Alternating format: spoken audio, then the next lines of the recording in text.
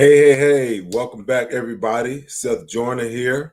Welcome to the Seth Joyner Show. It has been 2 long weeks since I had an opportunity to be with you guys. Not a whole lot going on in the football world, but plenty going on in the sports world. Right now, you got Aaron Rodgers and Bryson DeChambeau against Tom Brady and Phil Mickelson. We got the NBA Finals kicking off tonight. The Phoenix Suns versus the Milwaukee Bucks. Excited to watch that. But just crazy. In the football world, there's just not a whole lot going on. And this is your Talk to 'em Tuesday. I'm taking your questions. We'll be chopping it up. We got about 2 or 3 weeks before we jump off into the NFL training camp preseason upcoming. I know everybody's excited about that. I'm excited about it. We'll have so much more to talk about as far as football is concerned. Not only your Philadelphia Eagles, but everything going on around the NFC East division, along with the rest of the NFL. Really excited about that. Hey, today we're going to announce about halfway through the show the winner of the Seth Joyner Show giveaway. This awesome hat you see me wearing and holding up here, an autographed Eagles helmet, and an autographed Philadelphia Eagles football. One lucky winner will walk away with that tonight. It's been a great couple of weeks.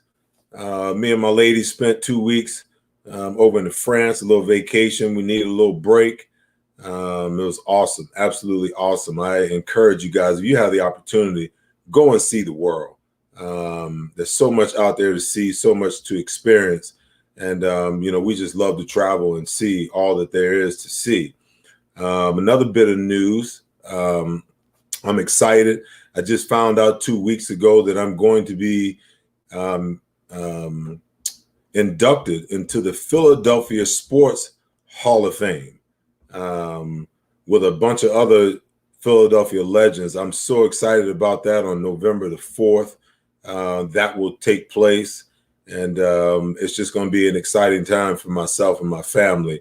And I'm just indebted and honored to go in with some of the great names. I was just looking yesterday at the site and looking at some of the great Philadelphia legends, and I'm humbled that they saw fit to actually induct me into the Philadelphia Sports Hall of Fame. That's a big deal because of my love for the city of Philadelphia and everything Philly. To be remembered in that way is beyond any of my wildest dreams.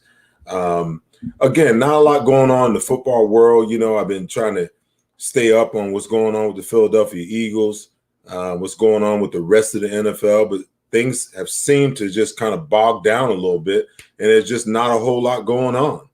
I think everybody's, anticipating and waiting for training camp to open so we can get a look at, on the Philadelphia Eagles side, what this offense is going to look like with Jalen Hurts at the helm, the young Devonta Smith, being the number one wide receiver, trying to see whether, Jalen Reagor can develop into, what the Philadelphia Eagles drafted him at 21 to develop into. For me, I want to see what this defense is going to look like. What kind of scheme are they going to run? Are they going to be a passive zone team? Are they going to be a man team? Are they going to be a combination of all of these things? There's just so much new and different stuff that's going on when you have a new head coach and a new staff to learn about what this staff is going to try to implement as far as, this football team is concerned. When I look at the entirety of the NFL and, with all these, you got new head coaches, you got players changing via free agency. You got a team like the Kansas City Chiefs, their offensive line was decimated, in the Super Bowl last year. They retooled that position. What does that mean for one Patrick Mahomes and that offensive unit? There's just so much going on as far as, and so much anticipation, in my opinion, with this season coming back full bore on schedule as far as, everything being open, stadiums being full, the link rocking again. Just waiting with bated breath to see how this season starts off and where it goes. I did an interview a couple of weeks ago, and the guys asked me what I thought about the Philadelphia Eagles and where they would be. And I'm of the opinion, and I don't know, I think I may have talked about it on the last show before I went on break. I really like what Nick Sirianni is doing. And if this is evident, what he's doing with the rest of the coaching staff, then I think the Philadelphia Eagles are going to be in a pretty good spot. And I think this transition period that we know that they're going through is going to be a lot shorter than anyone else, than anybody probably thinks or believes. Why do I say that? Everything that Nick Sirianni does is bent towards competition. And I believe that competition sits at the seat of everything. You're going to get the best players with the best case scenario that are going to be on the field competing for starting jobs. You're going to get an opportunity to see some of these young guys that didn't necessarily get an opportunity last year to show what they could do to step forward, and kind of take their destiny by the horns. There's a lot to be looking forward to. And yes, hey, Jalen Hurts is going to struggle, but I think he's going to have some hell of a games as well, especially if Nick Sirianni comes in with the idea to run the football, to screen the football, and go misdirection and get Jalen on the move, all of these things that helps a young quarterback be more efficient. I think that they're going to be just fine. Defensively, for me, that's the biggest question mark. I mean, whether you believe in Jalen Hurts or not, that's yet to be seen. But on the defensive side of the ball, I mean, we got a glimpse of what Jalen could be, and we got a glimpse of his youth, and some of the mistakes that he could make. But at the other end of the spectrum, a lot of that depends on what's in front of him. When I say what's in front of him, if that offensive line can stay healthy, and that's a big if they can stay healthy, then his football team has a chance to get healthy really quickly with all the skill positions, players that they've added, with the competition that you're going to have with these young wide receivers. And yes, there's going to be some growing pains. That's to be expected. But I don't believe it's going to be as bad as everyone believes it's going to be. And the biggest question, like I said earlier, is going to be on the defensive side of the ball. I think, when you look at the defensive line, not much has changed. If you can stay healthy there with Fletcher Cox and Hargraves, with Milton Williams, with the kid out of USC that they drafted, they've got great depth at the defensive tackle position. Derek Barnett is in a contract year. We know what we're going to get out of BG. Josh Sweat flashed last year and showed some good things towards the end of the season. You bring in Kerrigan that adds depth, experience, and veteran leadership to that position. I think that, if your defensive line is the first line of great defense, then I think the Eagles are sitting in a good place. Question mark at linebacker. I think, the Wilson kid that they traded for from Minnesota, I believe that, he's going to be a massive upgrade. He'll probably be the best linebacker that the Eagles have had in quite some time. Alex Singleton flashed and showed some good things last year, but he's still got to grow and learn the new system all over again. And I think you're going to have healthy competition at the safety position. You got McLeod coming back. We're not sure, how he's progressing as far as and when he'll be back from his injury. But you got Kibaran Wallace. You got a bevy of guys back there that creates enough competition to find out who the best two at safety or three in your sub packages will be. And cornerback, I think we're locked down pretty good on one side at cornerback. It's going to be a healthy competition over on the other side. And like I said, because of the competition, it brings out the best at that position. So we're going to get the best possible player there. Like I said, that question mark is going to be, what is the defense going to look like? and how many games is it going to take them to gel and come together as a unit. I think the offense will make this transition a lot faster, a lot quicker than the defense does. It always works that way because there's so much more that goes into the defensive side of the ball. When the offense, they know what the play is, they know where they're going, they know what the snap count is. It's easy. On the defensive side of the ball, you got to have communication. You got to understand checks. You got to understand, your different reads in a multiple defense type situation. So there's a lot of growth that has to happen there. And a lot will depend on how fast they're able to grow as a unit. How quickly can they link together from defensive line, the linebackers, right on back to the secondary? How long will it take for them to link together and find some cohesiveness? So it'll be interesting to watch. And I think, that's going to be the circumstance, and that's going to be the situation across the league with a lot of different teams. But obviously, you've got your teams, the two teams that made it to the Super Bowl last year, Tampa Bay and Kansas City. They're going to be looking to, to have a return trip. You look at what the Tennessee Titans have done with bringing over Julio Jones, and you got to believe that automatically puts them, in the conversation. You look at, the Buffalo Bills and the AFC and what they were able to accomplish last year. And their mindset has to be to just take it one more step this year, to get to ultimately where they want to be. The growing pains, of a young quarterback. There's just a lot of things. There's a lot of exciting things, going on as far as the NFL is concerned. You got the young quarterbacks that were drafted, 8 of them in the first 11 picks or 12 picks.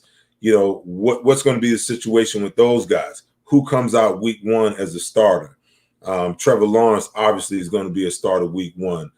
Zach Wilson obviously is going to be a week one starter. How long before Andy Dalton relinquishes the reins, to Justin up in Chicago? How long, can Cam Newton hold off Mac Jones? Just a lot of intrigue and a lot of interesting things to look forward to as far as the upcoming season is concerned. I'm going to scroll back and dive into some of you guys' questions. And listen, I appreciate the congratulations. I am as excited as you guys are. Let's see. Anthony Hewitt wants to know, when will they trade the tight end? That's an interesting question. Listen, if I was the Philadelphia Eagles, if there was a way that I could hold on to Zach Ertz, I wouldn't trade him. I think that, if you can get one more year out of him where he can actually build his value back up, then you're in a much better position after this season to move him and get something of a value to add to this outstanding draft capital that they have already in place for the 2022 draft. I don't know, in particular what the and thanks for the question, Anthony. I'm not sure what the Eagles cap situation is like at this point in time, whether that's a possibility, whether that relationship is so fractured that they can't make it happen. But I would definitely be looking to hold on to that weapon for one more year. I don't think that they necessarily have to extend Goddard right now. If that's the plan as far as Howie Roseman is concerned, then almost certainly Zach Ertz will be on the move at some time during training camp or right before the regular season begins. But if they make the decision not to extend Dallas Goedert, then in my opinion, if the salary cap numbers are conducive, that's an opportunity for the Philadelphia Eagles to hold on to a guy that has tremendous value. They can make plays. They can enhance and upgrade your offense, not only from a production standpoint, but from a leadership and a veteran standpoint. Why not keep him? Why not keep him for one more season if it's doable? Again, I don't know whether that is the case or not. All right. So let's see what else we got here. Jeanette, you're talking about Slade trying to recruit a cornerback. Well, hey, why not? There's a lot of good players out there. There's still a lot of veterans that are out there waiting for the right time and the right opportunity and the right situation for them to sign with a team. Most of these guys are proven commodities, even though they might be on the backside of their career. But if there's a guy out there that Darius Slay feels like can be of great help, and he's close enough to the situation, to know what the Eagles have on the other side and whether that's, efficient or not moving into this season, then why not? Players do it all the time. Teams do it. Why not players? If there's a guy that you're close to that you believe that can come in and help this football team, then by all means, ask that guy to come into Philly. Ask him to come hang out in the city. Ask him to come visit, so he can kind of get a feel, for the flavor of Philly, and maybe somewhere down the line, that's a guy that can come in and help this football team down the road. Let me see. William Joyce. William Joyce says a lot of questions going into the season. Well, and listen, I agree with you wholeheartedly. There are a lot of questions. But these guys are professionals. They're hard at work. This coaching staff is hard at work. It's been really interesting listening to, the defensive line coach and his philosophy on how the defensive line will play. It's been really interesting listening to Nick Sirianni, not necessarily in a pressure-packed press conference, talk about competition and talk about, trying to create an environment, where, everyone's competing and you're getting the best out of each and every player. Guys are proving who's going to be the best. Guys are proving who's going to get the lion's share of the playing time and who the backups are going to be, who's going to make the 53-man roster and who isn't. But hey, we knew going in, William, that this was going to be the case. We knew going in that you got a brand new coaching staff. You got a new quarterback. You got a new wide receiver at number one and a guy that was at number one last year that's trying to find his way and figure it out.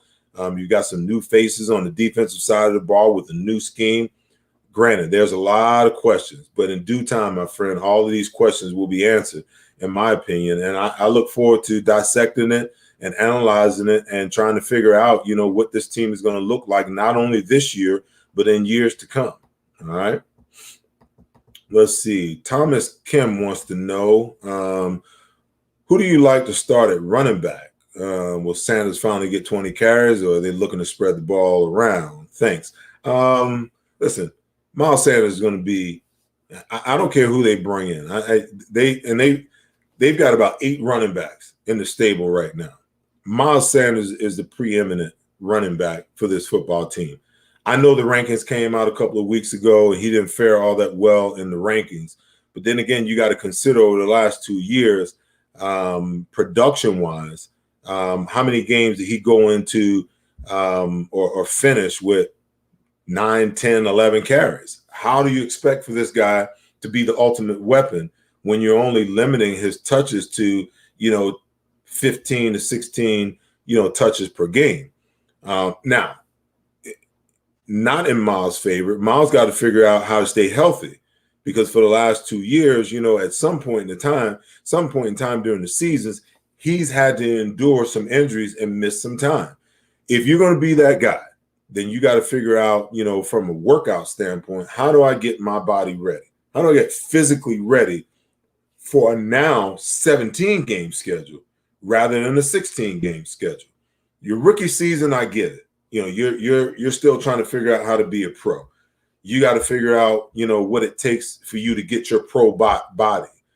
But by year 2, year 3, and Miles Sanders going into year 3, I really expect for this to be the year. I always say, I believe that by the time you get to year 3 in a player's career, that's when you really figure out who and what they are, barring injury that arrests their development, and barring injury that doesn't allow them to be on the field as much as they need to be on the field. Now, granted, he's had some injuries, but he's also played a lot of games. He's had some big games. He's had some big plays. So we see and we know what's there, okay? Does the analytics say, that your running back, you want to limit his carries, running back by committee, you want to limit his carries to, a minimum of 16 to 20 touches per game, and that minimizes, the risk for injuries? That I don't know. I mean, was that Doug Peterson's plan? Was that Howie Roseman's plan? Was that, what they implemented? Okay. But the fact that Miles stayed, injured the last couple of years, leads me to believe that that's their thinking. And Miles has got to get his body to a place where he can play 17 games, okay, and touch the ball 20 to 25 plus times a game in order for him to be that back that everybody thinks that he can be. He's got the size, he's got the speed, he's got the toughness. He's just got to figure it out. He's got to figure it out. Whether he wants to be a guy that rotates, and gives away 30 to 40% of his reps, or he wants to be the guy that gets, 60 to 65% of those plays and, takes a breath here or there. I think that the Eagles are supremely positioned as far as the running back position is concerned. I mean, you got Gainwell, a guy, who you can bring in on first and second down as a changeup once, you take Miles out. He's a guy that you can do some very unique things with as far as, the passing game is concerned. You can bring him in on first down, and situationally, as far as personnel is concerned, you can force the defense's hands and make them play, nickel or dime and run the ball. He can run the ball effectively between the tackles and on the edges.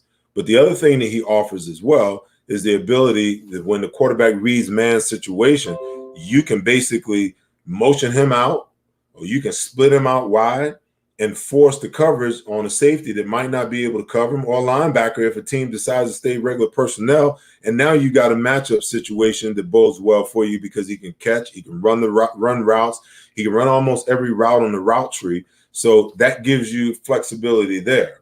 Then you got Jordan Howard. Don't know where he fits in the Philadelphia Eagles scheme and their thinking, but I like his style of running better than any other running back on the roster from a physical standpoint, that is, because if you're up and you're in 4 minutes, you can bang it with him.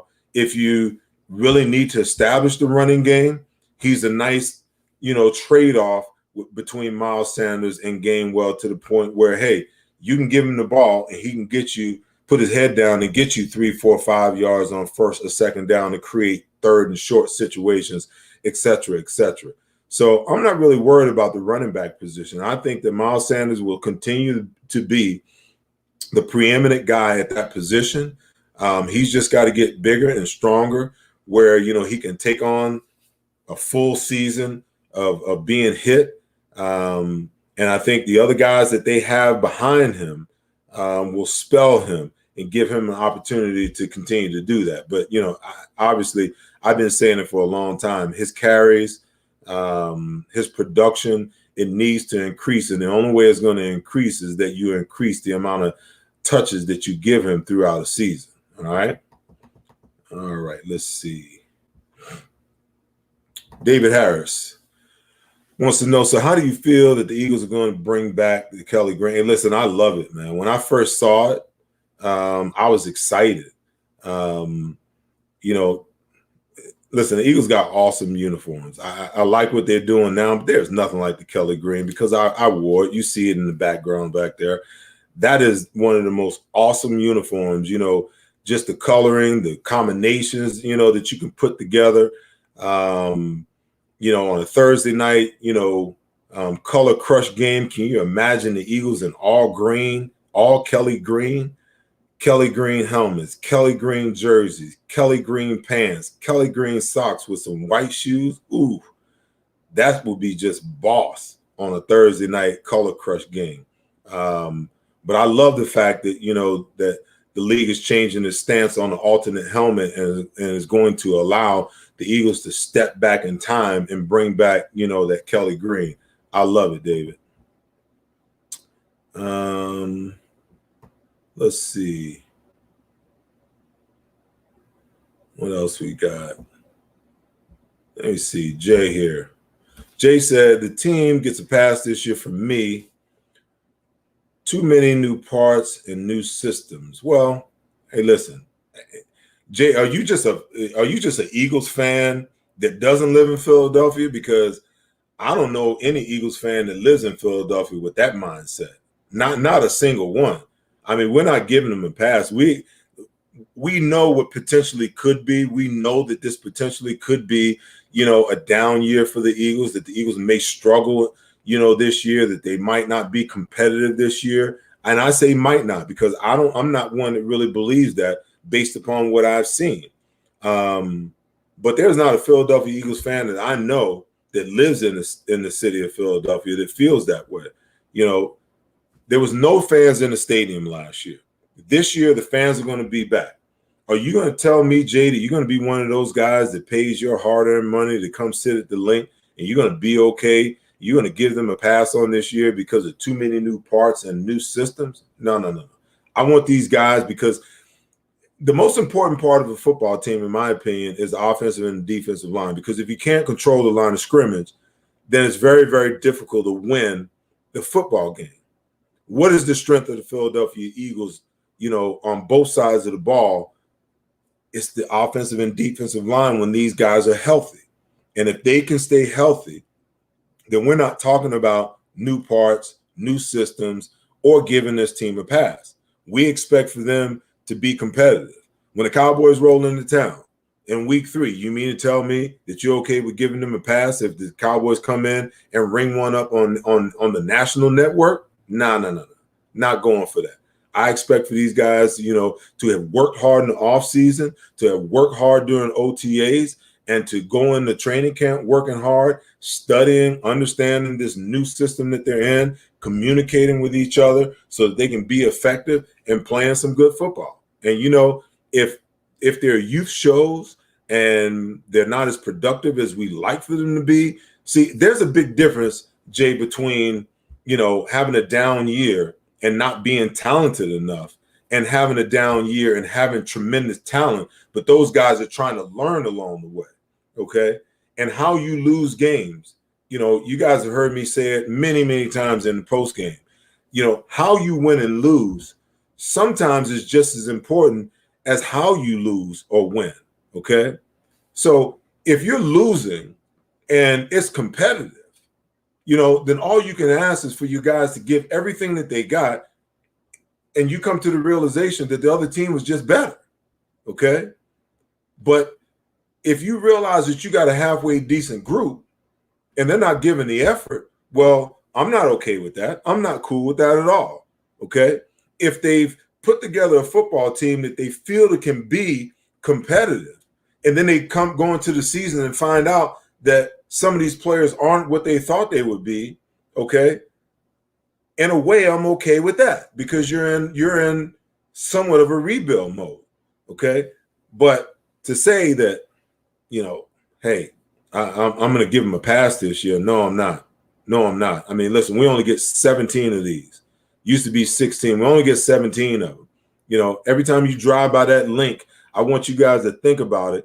They only line up with 8 meaningful games per year out of 52 weeks. This isn't Major League Baseball, 162 games. This isn't the NBA or the NHL with 82 respective games. The Philadelphia Eagles and the rest of the NFL only line up for 17 meaningful games every single year, okay? 17 out of 52 weeks, okay? I want to either see them win, or I want to see them progressing towards being competitive, so that, first of all, they can be dominant in the division. And then they get to a point, where they can become competitive as far as the playoffs is concerned. All right. So I hear you, but I ain't feeling that. All right. Let's see what else we got working.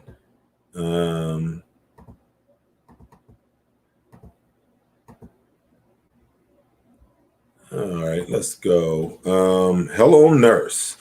Do you see how we're making any acquisitions, corner, wide receiver before training camp? Listen, I don't put anything past Howie. One thing that he is very efficient at is willing and dealing and making deals where necessary. I think that we got enough at wide receiver, to be honest with you. as far as, what we've drafted the last 2 years. You've got Jalen Reagor, John Hightower, Quez Watkins, and then, let's not forget about Travis Fulgham, who I believe that, the Eagles made a massive mistake in stunning his growth last year by, inserting Alshon Jeffrey once he was healthy. And I believe they damaged, in my opinion, I think they damaged his, his confidence. And then you come into this year and, you draft Devonta Smith. So when you really look at the wide receiver position in totality, you got a lot of competition there. You know who your number one and your number two is going to be. You got Greg Ward, who's held down the slot for the last 2 years. What kind of competition you're going to create there? Can this coaching staff and, Aaron Moore get more out of J-Jaw, or do we finally get to a point by the time training camp is over that we're going to have to pull the plug there? I think the wide receiver position is pretty much sewn up, unless you get something, you get some guy that you bring in and all of a sudden, he shows you something that was unexpected. Now he could upset the apple cart a little bit. As far as the cornerback position is concerned, I see no reason in the world why, how he wouldn't be active as far as the wide receiver, the cornerbacks are concerned. The more competition you can create there. I know you drafted a cornerback, I believe in the 3rd or the 4th round. You also got Ivante Maddox, who I believe, is really talented, but was playing out of position. And I think they really screwed him up, the last 2 years by moving him from outside the inside and outside the inside. It's a completely different technique, especially for a young guy trying to find his footing in the NFL. And I think, you ask too much of that young guy. A lot of people don't feel that way about him. A lot of people looked at, the way he played last year and feel like, he's a guy that's kind of on the outside looking in. But when I look at his skill set, when I look at his overall ability, I believe if you leave him on the outside, even though there's going to be mismatch situations where guys are going to be much bigger than he is, I just think that technically and fundamentally, when he's confident that he can be a starting cornerback in this league. That's just my opinion. All right. So let's see. Who else we got here?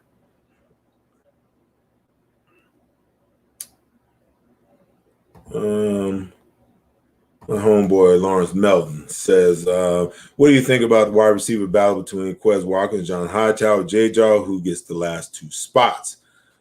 I like Quez. Well, J-Jaw really hasn't done anything to prove to anybody that he's taking the steps in the right direction. I think, the only reason he's still on this roster is because of, his draft position. Now, the transition phase, the maturity and the growth phase are different for different people. So I'm not going to say what this kid can or can't do. I'm leaning more towards what he can't do than anything else. But let's see how it all pans out in training camp. Sometimes when your back is against the wall and that this is your last chance, some guys have a tendency to rise to the occasion, understanding that, hey, I'm out of here if I don't begin to show and prove what it is that I can do. So it'll be interesting to see. We saw some flashes from Quez. We saw some flashes from John. It all depends on whether those 2 guys, progress faster than J-Jaw can turn it around.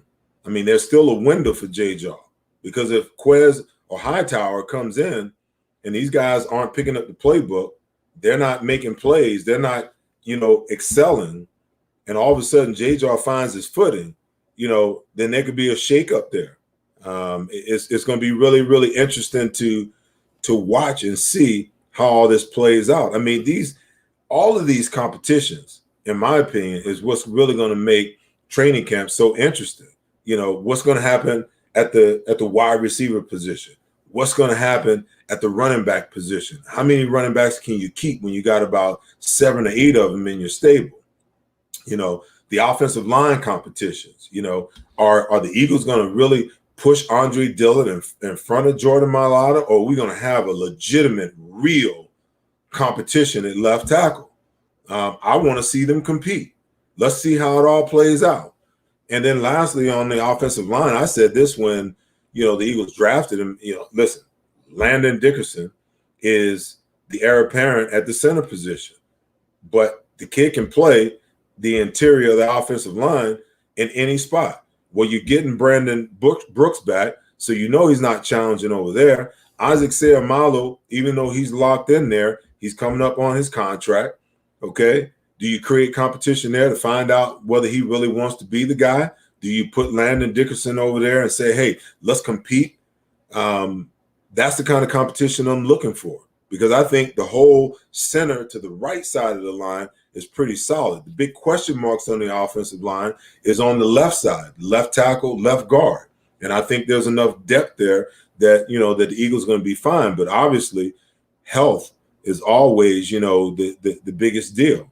So it'll be interesting to watch how these wide receivers pan out, who rises and who falls. All right. Let's see. Michael McClain wants to talk trades. Do you think there'll be any major trades before the season starts? It'll be interesting to watch.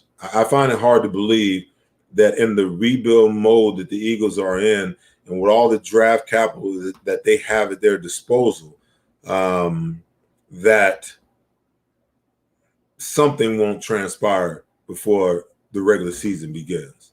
Howie likes to shake and bake, move and groove.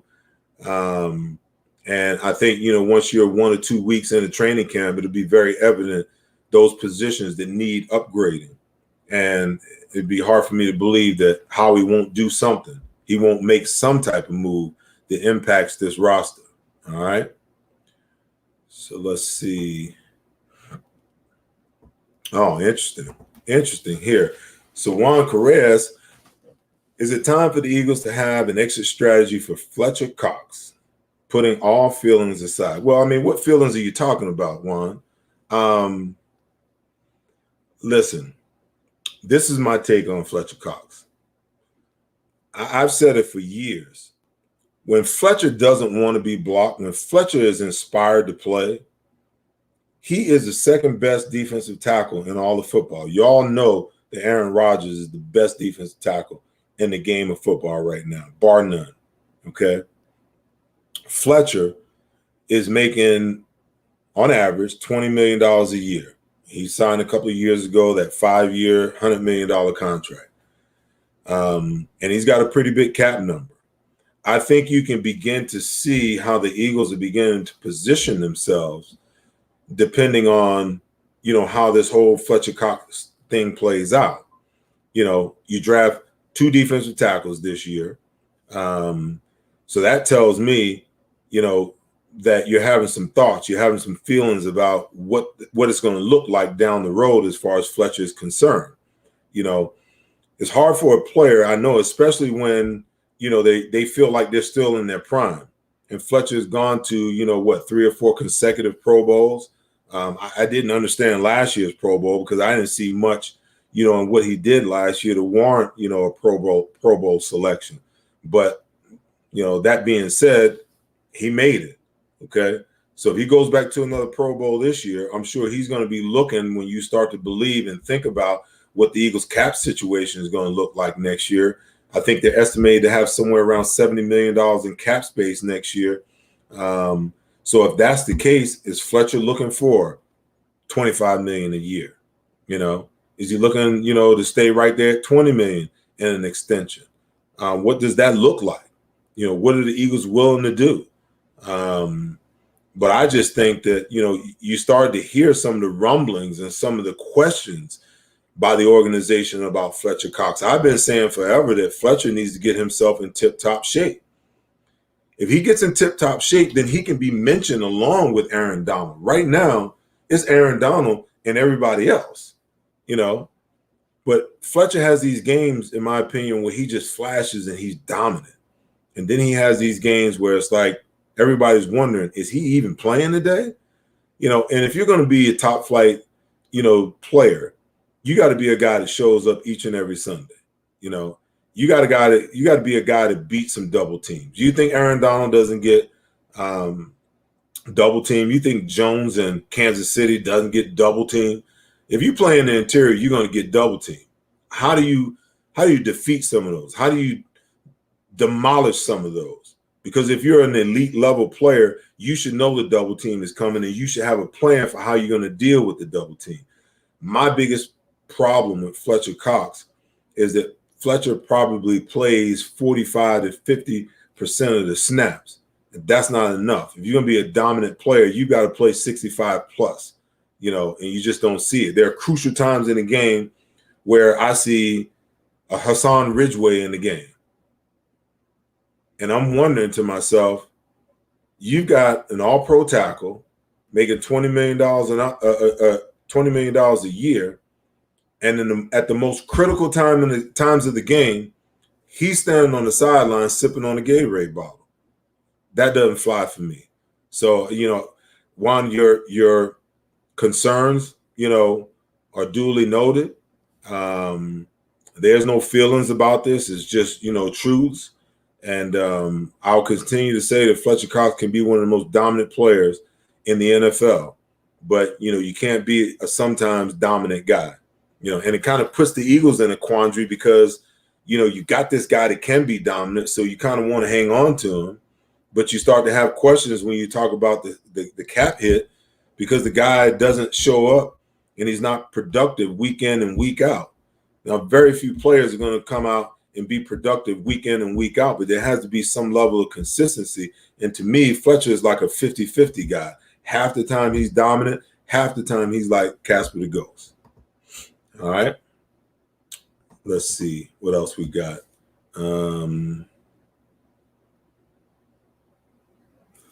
Oh, Jay, you want to talk some draft. So Jay wants to know if Hurst is the franchise, will you go with 2 corners and a DE in the first three picks next year? Interesting. Question you got to ask yourself: when was the last time the Eagles took cornerbacks in the first round? It'll be an interesting quandary for the Eagles to be in if everything falls the way it's supposed to fall and they've got 3 first-round draft picks next year. Where do you go? I think that you got to begin to, you know, offensive line is one of the places that you got to think about. You know, you got to think about Lane Johnson. And if by some stretch of the imagination, Landon Dickerson winds up being the guy at left guard, you know, do you, you know, move Isaac Seumalo over to center because, you know, he was supposed to be the heir apparent when they drafted him for Jason Kelce? Or do you go in the draft and do you take another, you know, center or guard where you can move Dickerson over if Jason does indeed decide to call it a career after next year? Interesting. I'm trying to think of other positions. If you make the decision that, okay, Zach Ertz is on the way out the door, whether that's this year or next year, you know, do you value a tight end enough with one of those 3 picks to snag one of those guys? The Eagles have been, you know, pointed towards, you know, pass rush, so I can see them going after defensive end, but I want a bona fide guy. I don't want another guy that may be a project, that a guy that you got to train, a guy that you got to develop. If you're going to go get a defensive end, go get me a guy, you know, like a Myles Garrett. Go get me a guy, you know, I'm trying to remember the kid's name down in Washington, like they drafted last year. Go get me one of those guys that when you plug that guy in, you know that he's going to be a double-digit guy right out the gate. If that's the case, hey, I don't have a problem with them doing that. It's just hard to say right now until we know how the season pans out, until we see what their needs truly are, you know, come draft next year. It's really hard to project what it is that they might pick. But I decided I'd indulge you, Jay. How about that? All right. Let me see. Adam says, do you think the new systems have an advantage because of no tape? Yeah, I mean, listen, there's going to be an advantage, but those advantages, in my opinion, go away after 4 weeks. I've always said the first 4 weeks is the hardest time, particularly for defenses in the NFL, because of the turnovers. Let's say you've got, 6 to 7 teams with new coaching staffs and new systems. Depending on where those coaches come from, you got an idea what that's going to look like. So you can go back and get old film and begin to look at it like Gannon. Okay, we know what he looked like in Indianapolis last year. So if I'm an offensive coordinator, I can go and pull that tape and get an idea of what the defense is going to look like this year, because that's not going to change. His philosophy is not going to change that much. But for players, it's different, because players don't have the luxury of a full offseason to just go through all the film to decipher what it is a team's offense or defense is actually going to look like. So through the first 4 games, yes, there's a decided advantage, especially to the offenses. But once I got 4 game films, if I got 4 game films on you and I can sit down and study those game film and decipher who and what you are, because after 4 games, you can't trick me no more. You can't come up with any more plays that I haven't seen. Your mode of calling plays and what it is that you truly are, whether you're a running team or whether you're a passing team, whether you're a screen team, whether you're a team that likes to, throw to the tight end, or you like to stretch the field, whoever and whatever you are, by week 4, it's who and what you are. And there's not a whole lot of changes. So now I can begin to zone in on who and what you are, and that advantage goes away. But at the beginning of the season, absolutely. There's a decided different, advantage, particularly for the offenses more so than the defenses. All right.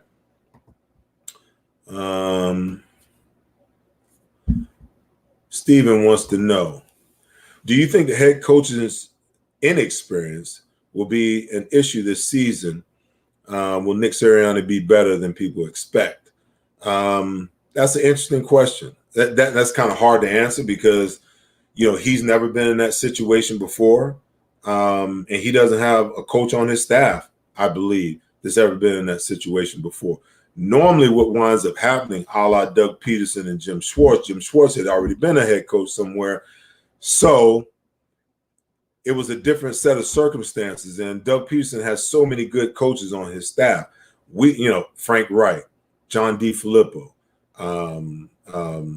I forget the offensive line coach, his name, slips my mind right now. You had all of these guys who had so many years, and Jim Schwartz, all of these guys with all of these years of experience, that as a new head coach that's never done this before, that you could draw off of, their experiences.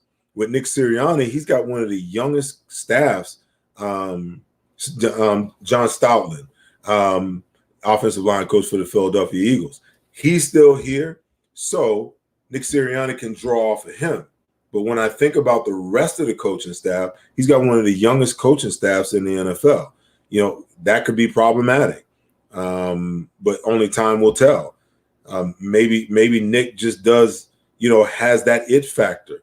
And a lot of it, too, boils down to how much the players actually believe into what he's selling. Because, listen, believe it or not, he's going to get assistance, from the data analytics guy. That guy's going to be in his ear the same way he was in Doug Peterson's ear. And if he wasn't okay with it, trust me, he wouldn't have gotten the job.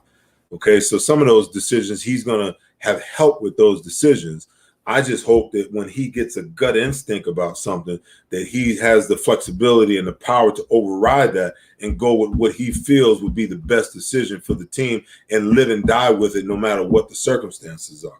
So to your question, that will remain to be seen when we get to these critical points and critical times and critical decisions during the season, how he deals with, the things that crop up, and then how we analyze it and break it all down. All right. Let's see. BJ King Mitchell. He says, since we're going to be young, who are you looking forward to seeing on offense and defense? Well, obviously, I'm waiting to see Devonta Smith just explode. And I'm waiting to see his explosion inspire one Jalen Reagor. Okay. On the offensive side of the ball, I'm excited to see, what Jalen Hurts can become. Obviously, he's the one that I'm most excited about, because I believe that he's uniquely built for Philadelphia. And I think that, his past and what he's gone through, on the collegiate level, being the guy and then losing your job and then having to, transfer, and then resurrecting, your college career in one off season, in one full season. I think that will, speak volumes for, his growth, because a lot of times the situations and circumstances that you go through shape and formulate the person that you are. On the defensive side of the ball, there's three guys on the defensive side of the ball. I want to see if Davion Taylor and Sean Bradley can step up to the mic this year. I thought that those guys should have gotten more playing time, like all the other young players on the roster last year.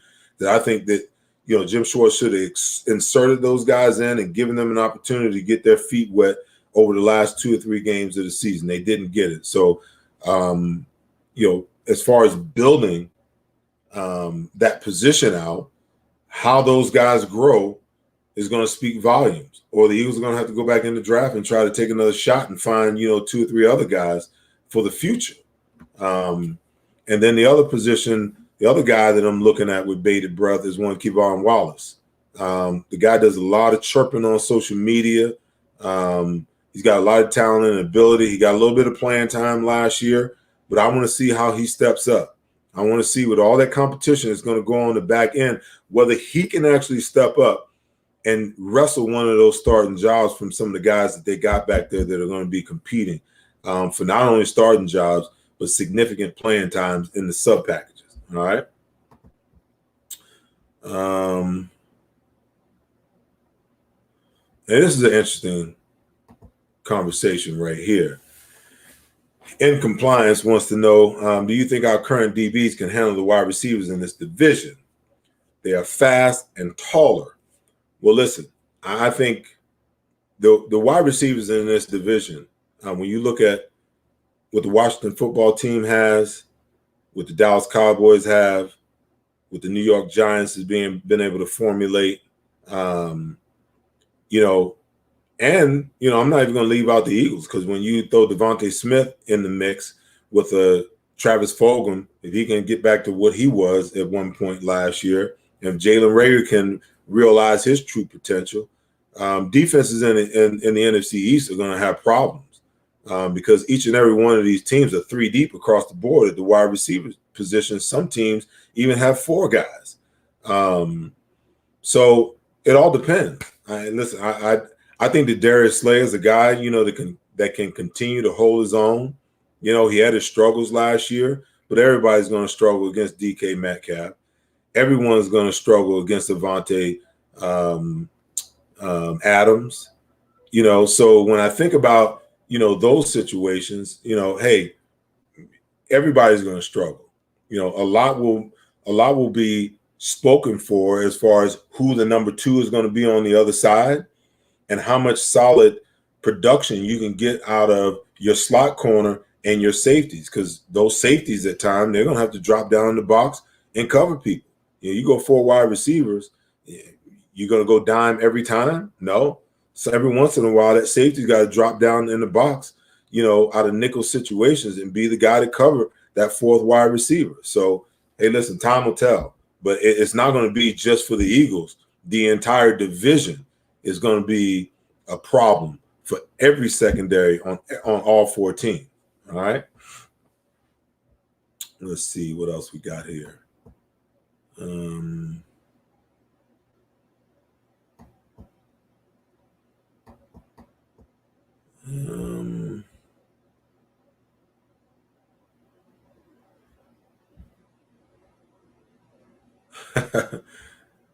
Jay, that ain't happening. Gannon ain't running nobody Ryan 46 defense. But hey, I love the suggestion.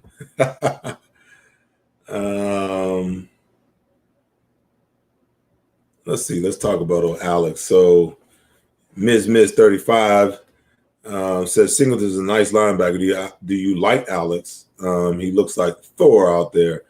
I don't know about Thor, maybe with the hair, but listen, I thought he made great strides last year. I think that they waited too long to actually insert him, in a position where he could actually show what he can do. I like what he does. I'm not sure that he's that fit in the run game.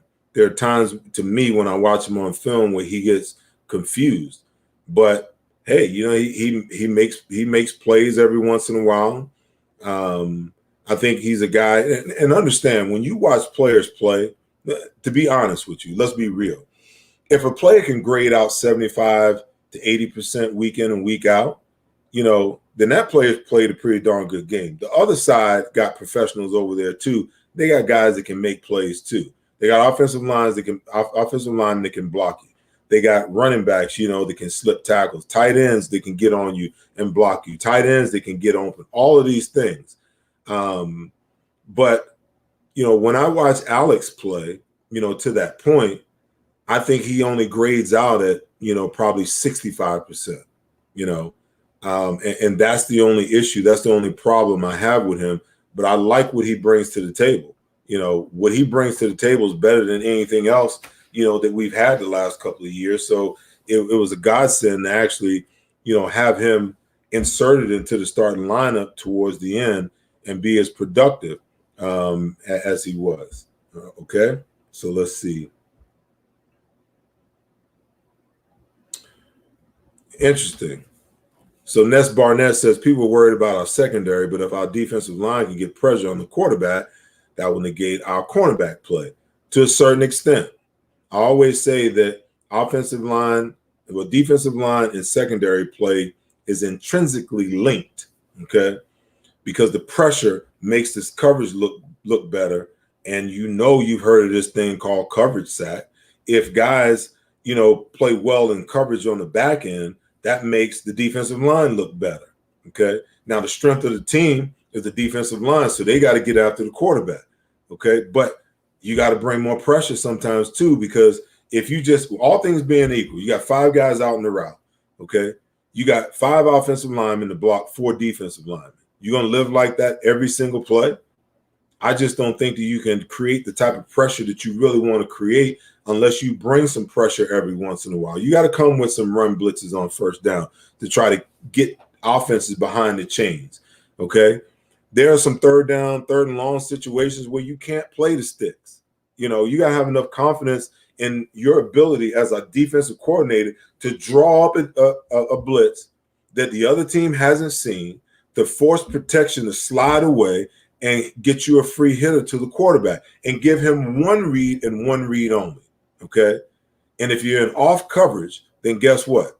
The guy comes up and makes the tackle, or he breaks up on the ball and knocks it down, or you force the quarterback to make a throw that he probably shouldn't make, and it turns into a turnover for you, But what we've seen the last couple of years is too much relying on the defensive line to do it all with a secondary that wasn't efficient enough to do their part on the back end. In other words, they weren't intrinsically linked, okay?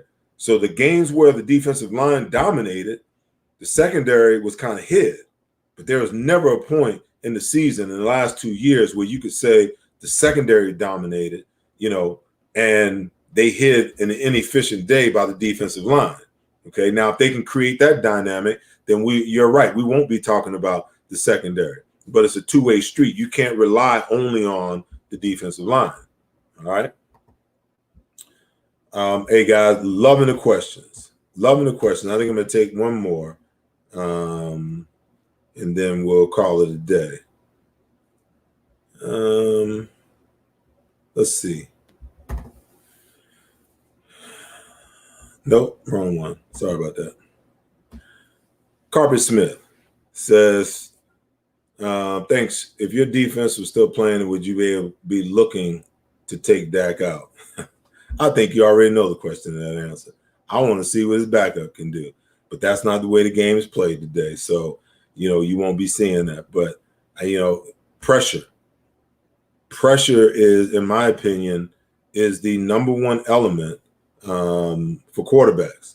Quarterbacks who experience a little pressure means that they can comfortably sit in the pocket, go through their reads, and take you apart. But what pressure does, it speeds up the clock of not only young quarterbacks, but also of veteran quarterbacks.